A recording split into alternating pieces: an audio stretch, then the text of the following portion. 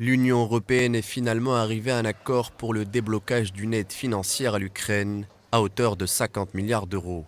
Longtemps à la table des négociations, l'aide militaire à l'Ukraine, question centrale de la politique extérieure européenne, était sujette à un blocage de la part de la Hongrie. Lors du dernier sommet européen consacré à l'adhésion de l'Ukraine à l'UE, le Premier ministre hongrois avait quitté les discussions en signe de protestation. Budapest a finalement approuvé l'aide avec une garantie que les fonds ukrainiens ne finiront pas en Ukraine. On s'est disputé, l'argent des Hongrois ne peut être donné aux Ukrainiens, a déclaré le dirigeant hongrois. Pour Viktor Orban, la politique européenne consiste à attiser la guerre. Il déclare qu'il continuera à être dans le camp de la paix.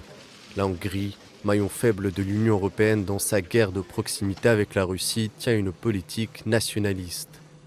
Budapest souhaite par ailleurs mettre en place une révision annuelle des fonds destinés à l'Ukraine, ce que refusent les 27, ne voulant pas donner l'occasion à la Hongrie d'utiliser son veto.